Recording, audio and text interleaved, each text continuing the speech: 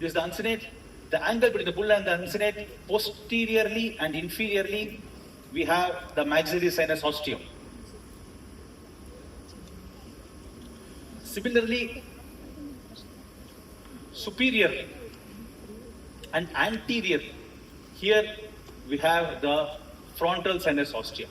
So this landmark is very important before going to do the anterior fess.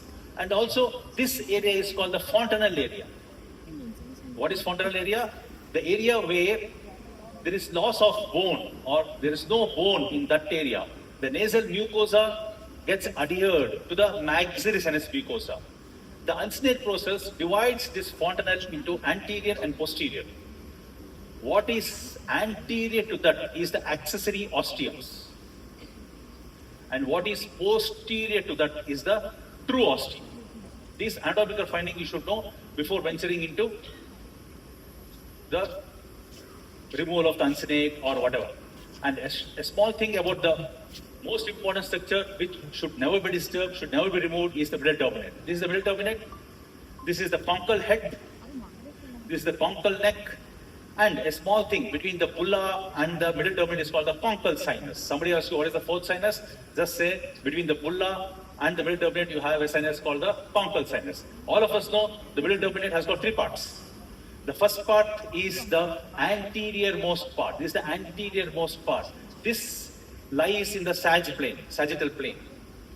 And very important, the upper part of the middle turbinates get attached to the lamina get attached to the cribriform petafethomoid, skull base. So be very careful here.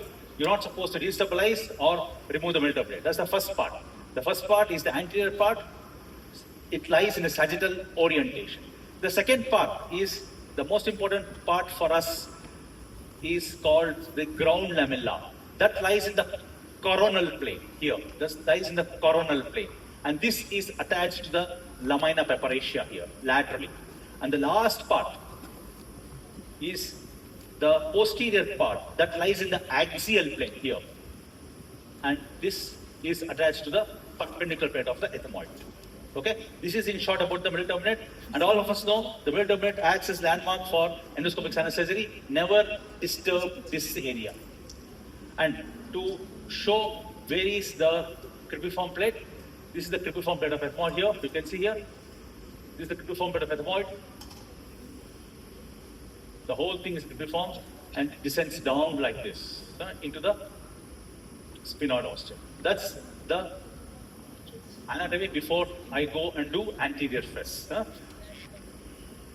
And of course, I didn't talk about the inferior turbinate. All of us know this is the inferior turbinate. This is a separate bone when compared to other bones.